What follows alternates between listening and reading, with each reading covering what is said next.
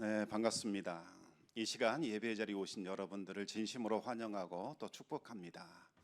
우리 청담교회는 은혜가 샘솟는 교회, 부흥이 시작되는 교회입니다.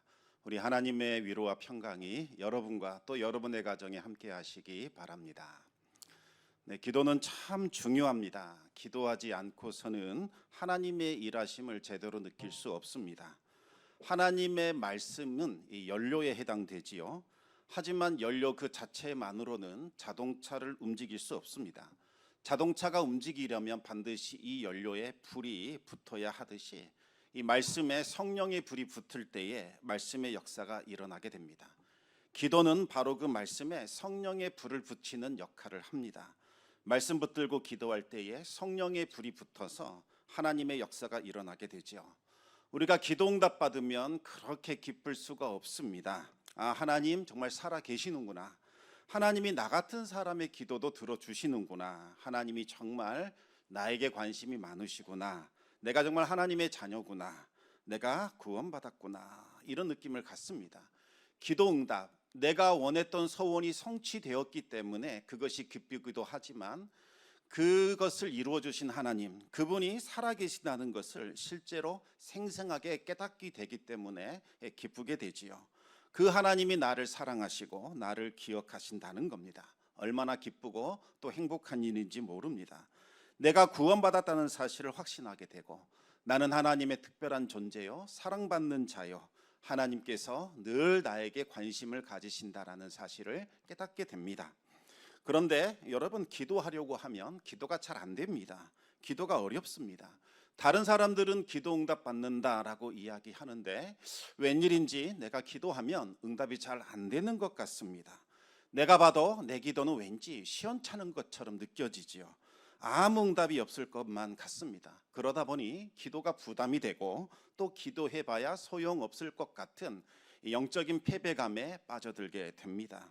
여러분, 기도는 처음부터 잘할 수는 없습니다. 기도는 타고나는 것이 아니라 배워나가는 것이기 때문이죠. 우리는 평생토록 기도를 해야 하고 또 기도를 배워가야 합니다. 갓 태어난 아기 한번 생각해 보시기 바랍니다. 아기가 태어나자마자 엄마, 아빠 이렇게 말을 하면 깜짝 놀랄 겁니다. 아마 온 세계 특종감으로 그렇게 보고가 되겠지요. 아이는 무조건 울어댑니다. 그냥 울지요. 울면서 자신의 감정과 또 느낌을 드러냅니다.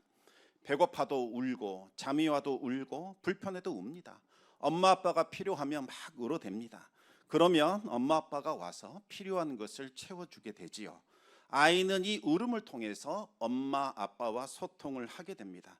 그러다가 시간이 지나면 이제 옹알이를 하기 시작합니다. 그리고 단어를 말하기 시작하고 문장을 말하게 됩니다. 그리고 유창하게 말하게 되지요.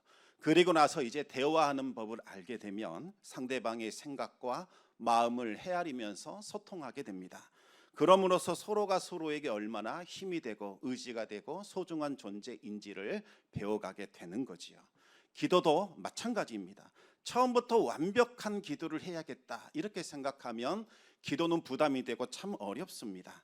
아이들이 옹알이 하듯이 하나님 앞에서 기도의 옹알이부터 시작을 해야 합니다. 그러다가 단어를 말하게 되고 그러다가 문장을 말하게 되는 거지요. 그 다음에는 하나님과의 깊은 대화 속으로 들어가게 되는 겁니다. 그런 방식으로 하나님과의 대화를 늘려가시기 바랍니다.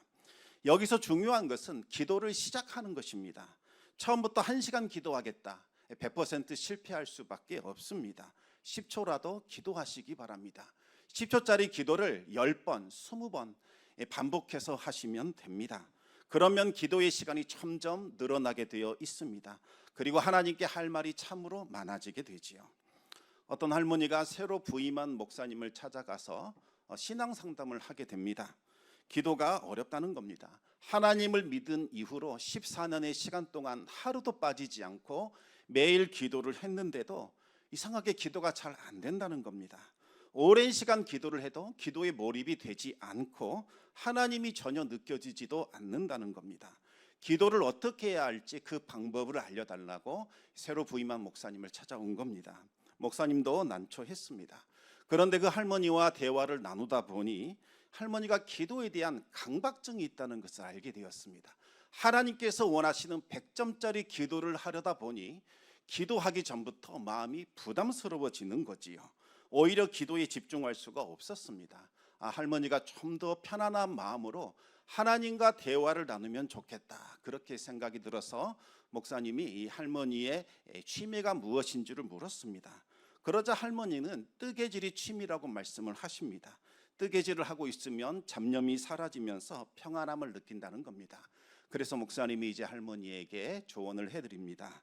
아침 식사 마치시면 방에 들어가서 편안한 안락 의자를 놓으시고 등불 켜지 말고 전등 켜지 말고 작은 등불을 켜신 후에 15분간 그냥 뜨개질만 하시기 바랍니다. 기도하지 말고 그냥 하나님 앞에 계시다, 이런 생각하면서 뜨개질만 하라는 겁니다. 할머니는 그렇게 해보겠다라고 대답을 했습니다. 시간이 지난 후에 할머니가 다시 목사님을 찾아오게 됩니다. 목사님, 말씀대로 아무 일도 하지 않고 뜨개질만 했더니 참 좋았습니다. 조용하고 평화로운 방에서 시계에 이 째깍거리는 소리만 들려왔는데 귀에 전혀 거슬리지 않고 평온했습니다. 앞으로는 하나님 앞에서 뜨개질만 해야겠다, 그렇게 생각을 했습니다. 그랬더니 마음이 평안해지면서 하나님이 이곳에 계시다는 임재가 느껴지기 시작을 했습니다. 여러분, 드라마나 영화를 보면 주인공이 힘들 때 부모님 산소를 찾아가지요. 가서 하고 싶은 말을 다 합니다. 마치 부모님이 그 산소 안에 계셔서 이 주인공의 말을 듣고 있는 것처럼 생각하면서 주인공은 다른 사람에게 말하지 못했던 속마음을 털어놓습니다. 한참 마음을 터놓고 말하다 보면 이제 마음이 후련해집니다. 여러분, 기도 처음 시작하실 때에 그런 마음이 필요합니다. 하나님이 지금 내 기도를 듣고 계신다, 이렇게 생각하고 미주알 고주알 여러분의 속내를 털어놓으시기 바랍니다. 자녀들이 속상하게 한 일, 우리 자녀들이 좀 길이 안 열려서 참 속상한 일, 남편이나 아내가 마음 상하게 한 일, 직장 때문에 괴로운 일들, 사람들에게 아픔 당해서 너무나 마음이 괴로운 일들, 경제적인 어려움 때문에 어찌해야 할지 모르는 일들, 남에게 털어놓을 수 없는 그 모든 일들을 하나님 앞에 하나 둘씩 털어놓으시기 바랍니다. 그렇게 하나님을 의식하고 하나님께 집중하면서 우리의 속내를 털어놓다 보면 어느샌가 하나님이 주시는 감동을 느낄 수 있습니다. 내가 듣고 있고 내가 알고 있으니 염려하지 마라, 내가 그 문제를 해결해 주노라 하시는 느낌을 받게 됩니다. 처음에는 이것이 내 생각인지 내 느낌인지 하나님이 들려주시는 말씀인지 혼동이 됩니다. 그런데 하나님께서 주시는 말씀으로 믿고 더 깊이 대화해 보시기 바랍니다. 처음에는 내가 말을 많이 하지만 나중에는 하나님께서 들려주시는 말씀, 그분이 친히 임재하셔서 나를 어루만져 주시고 위로해 주시고 다시 일으켜 세워 주시는 그 감동을 진하게 느낄 수 있습니다. 기도는 하나님을 의식하고 하나님께 집중하는 것으로부터 시작이 됩니다. 그러면 우리는 출퇴근 길에서도 얼마든지 기도할 수 있고 산책하면서도 기도할 수 있습니다. 일하면서도 기도할 수 있고 공부하면서도 기도할 수 있고 설거지를 하면서도 기도할 수 있습니다. 설거지를 하면서 기도하는 분들이 많은데 얼마나 하나님이 많은 감동을 주시는지 이 간증을 하는 경우가 많습니다. 우리는 언제 어디서나 어떤 상황에서도 기도할 수 있습니다. 말 그대로 쉬지 않고 기도할 수가 있지요. 자연스럽게 호흡하듯이 기도할 수 있습니다. 누가 호흡할 때 의식합니까? 방금 내가 들어 마셨으니 이번에는 내쉴 차례다. 계속 그렇게 생각하면서 호흡하면 오히려 호흡이 꼬이게 됩니다. 기도도 마찬가지입니다. 계속해서 내 마음을 하나님께 털어놓다 보면 언제부터선가 혼잣말 하듯이 늘 하나님을 의식하면서 하나님의 뜻을 묻고 하나님께 대화하고 하나님으로부터 주어지는 위로를 경험할 수 있게 됩니다. 호흡을 해야 생명을 유지할 수 있듯이 이와 같이 기도해야 하나님이 주시는 생명과 힘과 능력과 지혜를 공급받아 영적인 생명을 유지하며 살아갈 수 있습니다. 성도들이 기도해야 하는 가장 중요한 이유 중 하나는 바로 이 영적인 대적들의 거센 공격이 있기 때문이죠. 최근에 어떤 분이 좋지 않은 일이 연달아 일어나고 있어서 힘들다며 상담을 요청하셨습니다. 대화를 나누다 보니 아주 귀한 믿음을 가지고 있었습니다. 하나님께서 언제나 좋은 일만 주는 것이 아니라 때로는 힘들고 어려운 시험도 주신다. 그것을 굳게 믿고 있었습니다. 하지만 상황이 너무나 힘들다 보니 이제는 견뎌내기가 어렵다는 겁니다. 하나님을 믿고 신뢰하지만 너무나 힘들어서 이제 신앙이 흔들리는 위기 가운데 있다는 말씀을 하셨습니다. 그런데 그 성도님이 간과하고 있는 것 한 가지가 있었습니다. 그것은 바로 우리의 삶을 송두리째 무너뜨리려고 하는 이 영적인 원수가 있다는 사실입니다. 바로 마귀의 세력이지요. 여러분, 마귀가 하는 일이 무엇인지 아십니까? 하나님이 날마다 우리에게 공급해 주시는 그 풍성한 은혜를 빼앗고 도적질하고, 그리고 그것도 모자라서 우리를 죽이고 멸망시키려고 하는 일들, 이 마귀가 그와 같은 일들을 한다는 겁니다. 우리 요한복음 10장 10절 말씀을 같이 한번 읽어보겠습니다.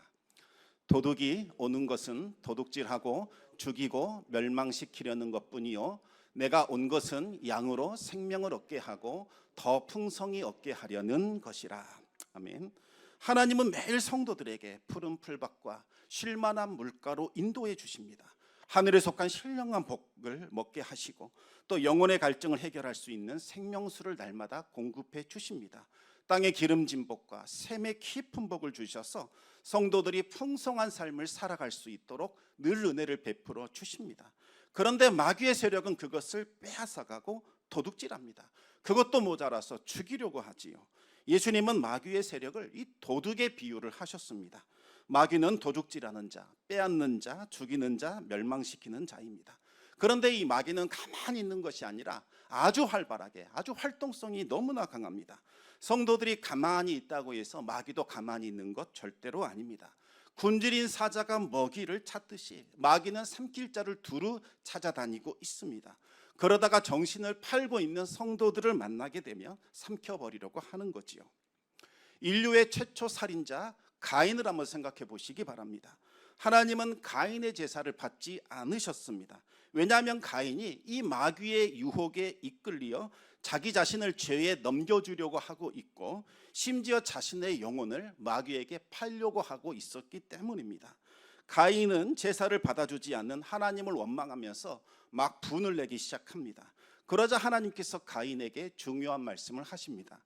우리 창세기 4장 6절과 7절 말씀을 같이 읽어보겠습니다. 여호와께서 가인에게 이르시되 내가 분하여 함은 어찌 됨이며 안색이 변함은 어찌 됨이냐. 내가 선을 행하면 어찌 낯을 들지 못하겠느냐. 선을 행하지 아니하면 죄가 문에 엎드려 있느니라. 죄가 너를 원하나 너는 죄를 다스릴지니라. 하나님은 죄가 문에 엎드려 있다라고 하셨습니다. 죄는 마귀를 말하는 겁니다.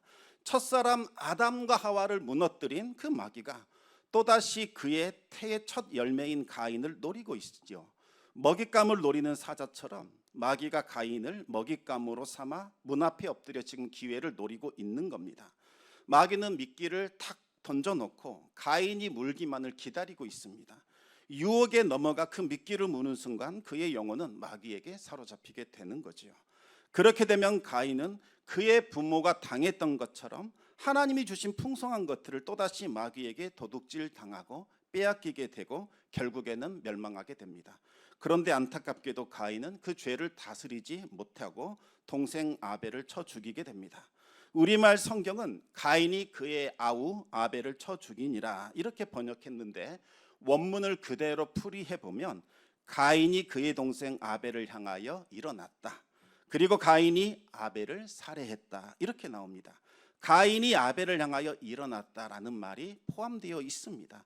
일어났다는 말은 단순히 일어난 행동을 말하는 것이 아닙니다. 대적을 치기 위해 군사적인 행동을 말하는 겁니다. 그런데 이 단어는 원수, 악마, 마귀에서부터 나온 말입니다. 가인이 마귀가 유혹하고 부추긴 죄성에 이끌리게 되자 그의 마음에는 분노와 미움의 감정이 들끓어 올랐고 그 결과 자신이 돌봐야 할 자신의 동생 아벨을 쳐 죽이는 일이 일어나게 된 겁니다. 이 쳐 죽였다는 단어도 우발적으로衝動적으로 죽였다 그런 말이 아닙니다. 악한 감정을 가지고 의도적으로 잔인하게 죽였다는 뜻이지요. 평소 이 가인의 마음에 아벨을 죽이려는 악한 마음이 도사리고 있었습니다. 그 마음을 품고서 하나님께 제사를 드리러 왔으니 어찌 하나님이 그 제사를 받아 주실 수 있겠습니까?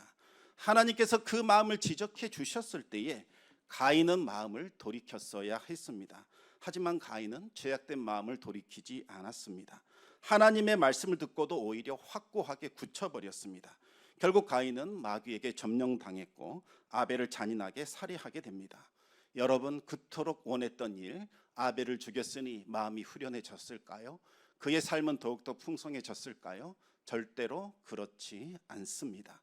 가인의 인생은 철저히 무너지고 파괴가 됩니다. 가인이 밭을 바라도 이제는 땅이 효력을 주지 않았습니다. 그동안 땅은 가인에게 많은 열매를 선물로 주었습니다. 비록 에덴 동산에서 추방을 당했지만 하나님이 주시는 은혜로 풍성한 삶을 살고 있었습니다. 그러나 이제는 달라집니다. 열심히 땅을 가꾸어도 더 이상 땅이 열매를 주지 않았다는 거지요. 땅의 생산력이 떨어지게 되었고 각종 천재지변과 병충해가 찾아오게 됩니다. 성경은 이와 같은 상태를 저주라고 부릅니다. 죄로 인하여 저주가 찾아오게 된 겁니다. 가인은 땅에서 피하여 유리하는 자가 됩니다. 피한다는 말은 계속해서 도망친다는 뜻입니다. 죄의식에 사로잡혀서 일생 동안 심적으로 쫓기는 삶을 살게 됩니다. 하나님께로부터 내어침을 당했을 뿐만 아니라 이제 사람들에게도 배척을 당하게 됩니다. 화평한 관계가 깨어졌고 마음에는 늘 두려움과 불안함이 끊이지 않게 됩니다. 또 유리한다는 것은 한 곳에 안주하지 못하고 이리저리 떠도는 나그네 인생이 되었다는 뜻입니다. 아무리 수고를 해도 땅이 소산을 내어주지 않았기 때문에 정착을 못하고 또 다른 곳으로 옮겨가야만 합니다. 그리고 살인자라는 소문이 뒤늦게 알려지게 되면 주변 사람들이 배척해서 좋은 관계를 맺기가 어려웠습니다. 언제나 양심의 가책과 고통에 짓눌려 떠돌아다니는 떠돌이 삶을 살게 된 거지요. 여러분, 마귀는 절대로 좋은 존재가 아닙니다. 아주 악랄하고 잔인한 존재입니다. 절대로 성도들에게 좋은 것 주지 않습니다. 하나님께서 성도들에게 주시는 풍성한 것들을 도둑질하고 빼앗아갑니다. 심지어 죽이고 멸망시킵니다. 마귀는 언제나 우는 사자처럼 삼킬 자를 찾아 다니고 있습니다. 그래서 베드로는 성도들을 향하여 깨어라, 근신하라, 그렇게 강력하게 권면을 했던 겁니다. 그러면 마귀는 어떤 방식으로 성도들이 받아 누려야 할 그 풍성한 은혜를 가로채고 빼앗는 걸까요? 에덴 동산에서 있었던 일들을 기억하면 마귀의 전략이 무엇인지 쉽게 깨달을 수 있습니다. 마귀는 아담과 하와를 속였습니다. 무엇을 속였을까요? 하나님에 대한 바른 지식을 완전히 무너뜨려 버렸습니다. 하나님에 대한 잘못된 지식, 왜곡된 지식을 집어넣은 거지요. 아담과 하와가 하나님에 대한 잘못된 지식을 갖게 되자 그 후에는 마귀의 뜻대로 진행이 됩니다. 마귀는 탐욕을 부추겨서 하와가 하나님의 말씀을 의심하도록 만들었습니다. 그리고 하와가 마귀의 유혹에 넘어가 하나님을 의심하게 되자 이제는 하나님의 말씀을 완전히 뒤엎어버립니다. 창세기 3장 4절과 5절 말씀을 우리 같이 한번 읽어보겠습니다. 뱀이 여자에게 이르되 너희가 결코 죽지 아니하리라. 너희가 그것을 먹는 날에는 너희 눈이 밝아져 하나님과 같이 되어 선악을 알 줄 하나님이 아심이니라. 마귀가 말합니다. 절대로 죽지 않는다. 하나님이 거짓말했다는 거지요. 선악과를 먹으면 죽는 것이 아니라 너희 눈이 밝아져서 하나님처럼 너희가 선악을 분별하게 된다. 이렇게 말을 했습니다. 얼마나 달콤한 말입니까? 마귀의 말에 자꾸 귀를 기울이면 그럴싸하게 들립니다. 그럴 것 같습니다. 오히려 하나님의 말씀이 잘못된 것처럼 느껴집니다. 마귀의 말을 듣다 보면 하나님의 말씀 따르는 것이 왠지 손해가 될 것 같고 어리석게만 느껴집니다. 그리고 마귀가 유혹한 대로 결국은 이끌리게 되지요.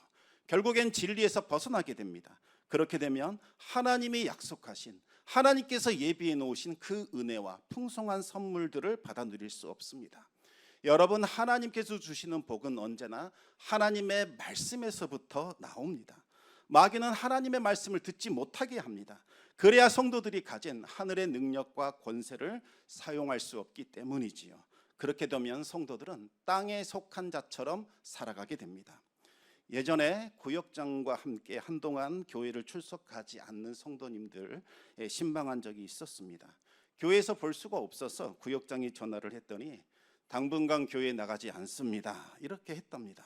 그 후로 전화를 해도 받지 않고 아는 사람에게 물어도 무슨 말인지 모르겠다고, 무슨 일이 생겼는지 모르겠다고 대답을 하더라는 거지요. 수차례 전화를 했더니 마지못해서 받기는 했는데 다음에 좀 좋아지면 그때 나가겠습니다, 그렇게 대답을 하더랍니다. 구역장의 마음이 너무나 많이 상했습니다. 늘 챙겨줬고 언니처럼 따르던 동생이었는데 아무리 그래도 그렇지 나에게 이럴 수는 없다, 그 마음이 들면서 야속하게 느껴진 겁니다.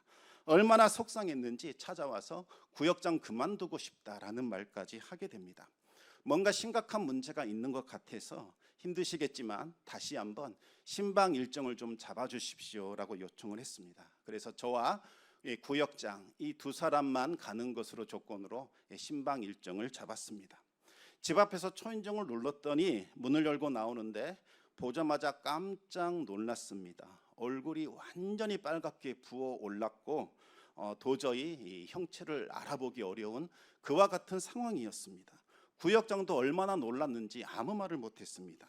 아무렇지도 않은 듯이 집에 들어가서 이제 대화를 나누기 시작합니다. 그 성도님은 홀로 딸을 키워야 하는 처지가 되었는데 할 수 있는 일이 없다 보니 미용 보조를 하면서 기술을 배우고 있었습니다. 그런데 너무 마음이 앞선 거지요. 안 하던 일을 너무 열심히 하다 보니까 손목과 이 손가락 관절에 그냥 무리가 온 겁니다. 그래서 손을 쓸 수 없었습니다. 설상가상으로 염색약 알러지가 왔는지 얼굴과 온몸이 빨갛게 부어오른 겁니다. 쉬면 좋아질 줄 알았는데 그렇지 않았습니다. 병원도 다녀보고 약도 써봤지만 더 악화되었습니다. 너무나 가렵고 따가워서 손을 대니까 상처가 나서 진물이 줄줄 흘러내리더랍니다. 얼굴만 그런 게 아니라 온몸이 다 그런 상태였습니다. 그러면서 왜 하나님은 나에게 이런 시련 주는지 모르겠다며 울기 시작합니다. 내가 힘든 상황 만났지만 불평하지 않고 예배드리면서 정말 열심히 살았는데 왜 상황이 더 나빠지는지 모르겠다는 겁니다. 하나님이 나를 싫어하시는 것 같고 이제는 나를 버리신 것 같다, 그렇게 말씀을 하셨습니다. 이제야 왜 예배에서 보이지 않았는지, 왜 연락이 두절되었는지 이해할 수 있었습니다. 저도 구역장도 무슨 말을 해야 할지 몰라 잠시 침묵이 흘렀습니다. 먼저 일단 준비한 본문을 읽고 또 찬송을 부르고 말씀을 전하고 축복하는 기도를 드렸습니다. 그 순간 마귀가 그 집사님의 마음을 사로잡았고 하나님을 불신하게 만들었고 믿음에서 지금 이탈시키려고 한다는 것이 느껴졌습니다. 하나님께로 돌아오면 하나님이 그분을 다시 회복시킬 것이요 풍성한 복과 은혜를 주시겠다는 그와 같은 약속의 말씀이 느껴졌습니다. 그래서 그분에게 말씀드렸습니다. 집사님, 저 보세요. 저 얼굴을 보시기 바랍니다. 이 집사님, 제 말 이제부터 잘 들으시기 바랍니다. 마귀에게 속지 마세요. 지금 마귀가 집사님의 마음에 불신을 집어넣었고 하나님 불평하고 원망하게 만들고 있습니다. 이제 불평과 원망 거두시고 하나님의 말씀 다시 붙드시기 바랍니다. 하나님이 복 주시고 다시 회복시켜 주실 겁니다. 오늘부터 무너진 예배를 다시 회복하시기 바랍니다. 매일 1시간씩 시간을 정해서 말씀 읽고 기도하시기 바랍니다. 그리고 구역장에게 부탁했습니다. 힘들더라도 구역장님이 한 달간만은 좀 도와주셔야겠습니다. 매일 1시간씩 만나서 예배하고 찬송 부르고 기도해 주시기 바랍니다. 구역장께서 그렇게 하겠다 대답을 하셨습니다. 그날 이후로 구역장이 직접 그 집을 방문해서 말씀 읽고 찬송 부르고 기도했습니다. 여의치 않을 때는 서로가 각자의 시간을 정해서 정해진 시간에 예배를 드렸습니다. 보름 정도 지났을 때에 구역장이 많이 좋아지고 있다라는 소식을 전해줬습니다. 그리고 한 달이 지나자 거의 다 완치되었다. 목사님, 놀라운 기적이 일어났습니다. 그와 같은 말씀을 전해주셨습니다. 어느 날 예배를 드리러 교회에 나오셨는데 완전히 깨끗하게 치유된 모습으로 나오셨습니다. 그뿐만이 아닙니다. 얼마 후에 캐나다에 살고 있는 언니가 초청을 해서 그곳에 이제 이민을 가게 되었습니다. 가족 모두 잘 적응하고 있고 신앙생활도 열심히 하고 있다고 알려주셨습니다. 그곳에서 일자리도 얻었고 딸도 이제 대학에 들어갔다라는 소식을 전해주셨습니다. 마귀가 도적질하고 죽이고 멸망시키려고 했지만 선한 목자가 되신 우리 주님께서 은혜를 베푸시고 치료하시고 고치시고 회복을 시킨 겁니다. 그리하여 풍성한 생명을 얻게 만들어 주신 거지요. 오늘 본문을 보시기 바랍니다. 예수님께서 새벽이 밝기도 전에 일어나셔서 한적한 곳으로 들어가셨습니다. 아침잠이 없거나 할 일이 없어서 새벽에 일찍 일어난 것 아닙니다. 전날에 어떤 일이 있었습니까? 수많은 사람들이 몰려들었기 때문에 그들을 고치셨고 귀신 들린 자를 쫓아내셨습니다. 예수님은 정말 고단하셨고 피곤하셨습니다. 그리고 오늘도 해야 할 사역이 산더미처럼 쌓여 있는 상황입니다. 인간적인 생각 같아서는 잠이라도 푹 자야 사역을 잘할 수 있을 것만 같은 생각이 듭니다. 하지만 예수님은 고단한 몸을 다시 일으키시고 한적한 곳으로 가셨습니다. 기도하는데 들려오는 하나님의 말씀을 들어야만 하나님의 뜻을 분별할 수 있고 하늘의 권세와 능력을 덧입을 수 있기 때문이지요. 일하는 것보다 더 중요한 것이 바로 하나님의 말씀을 듣는 겁니다. 예수님은 기도하는 가운데 다른 마을로 가라는 응답을 받게 됩니다. 그런데 그 사실을 모르는 베드로와 다른 제자들이 급하게 예수님을 찾으러 옵니다. 지금 동네에 수많은 사람들이 또다시 몰려들었습니다. 예수님을 찾고 있습니다. 빨리 가셔서 어제와 같이 이 치유 사역 하시고 귀신 쫓아내는 축기 사역을 하셔야겠습니다. 그렇게 말을 합니다. 하지만 예수님은 그 요청을 다 뿌리치시고 다른 마을로 가셨습니다. 하나님의 뜻은 그곳에 머무는 것이 아니라 갈릴리 전체를 다니면서 전도하는 것이기 때문입니다. 만약 기도를 통해서 하나님의 뜻을 묻지 않았더라면 아마도 사람들의 요청을 뿌리치지 못하고 그곳에 안주했을 겁니다. 치유와 축기 사역에만 전념했을지도 모릅니다. 한 사람 한 사람 눈이 밟힌데 어찌 외면하고 떠날 수 있겠습니까? 딱 저에게까지만 안수해 주셔서 고쳐주십시오. 그렇게 매달렸을 때 예수님께서 어떻게 그 요청을 외면할 수 있겠습니까? 하지만 예수님은 하나님의 뜻이 무엇인지를 분별했습니다. 만약 그곳에 머물러 계셨더라면 갈릴리와 유대 땅을 다니며 복음 전하는 사역이 크게 방해를 받았을 겁니다. 그렇게 되면 십자가에서 구원을 이루어야 하는 하나님의 뜻과 계획이 크게 지연되었을지도 모릅니다. 여러분, 종교개혁을 일으킨 루터는 기도의 사람이었습니다. 기도가 얼마나 중요한지 잘 알고 있었지요. 매일 새벽을 깨워 2시간 기도했습니다. 매일 새벽 2시간 기도로 보내지 않으면 그날의 승리는 마귀에게로 돌아간다, 이렇게 고백을 했을 정도입니다. 하나님의 뜻을 묻지 않고 허겁지겁 또 하루를 시작하게 되면 하늘의 능력과 권세를 힘입지 못해서 마귀에게 패배하게 된다는 겁니다. 그런데 루터가 종교개혁에 성공한 이후로 엄청나게 바빠지게 됩니다. 만나야 할 사람들도 많아졌고 처리해야 할 일들도 산더미처럼 놓여있게 되었습니다. 이제는 기도할 시간이 턱없이 부족해진 거지요. 사람들이 말합니다. 이토록 바쁘신데 요즘은 어떻게 기도하느냐 물었습니다. 그러자 루터가 말합니다. 저는 할 일이 너무나 많기 때문에 이제는 기도 시간을 2시간에서 3시간으로 늘렸습니다. 3시간 기도하지 않고서는 그 많은 일들을 처리할 수 없습니다. 그렇게 대답을 합니다.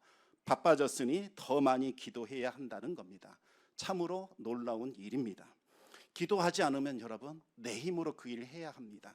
하지만 기도하게 되면 하나님이 주시는 힘으로 하나님의 권능과 능력으로 그 일을 처리할 수 있습니다. 기도하지 않으면 내 생각과 내 뜻대로 계획하며 살아가게 됩니다. 그러나 기도하면 하나님의 뜻을 따라 살게 되고 하나님의 인도하심을 받게 됩니다. 하나님의 인도하심을 따라가야 우리의 삶에 푸른 풀밭이 나오게 되고 쉴만한 물가가 나오게 됩니다. 치유와 회복을 경험할 수 있게 되는 거지요. 하나님의 말씀에 기도가 더해질 때에 성령의 불이 붙어 말씀의 권세와 능력이 나타나게 됩니다. 다이너마이트와 같은 폭발력이 일어나 마귀의 견고한 진을 깨어뜨리고 모든 결박과 묶임을 다 끊어버립니다. 모든 저주가 떠나가고 하나님의 복이 임하는 능력의 역사가 나타나게 되지요.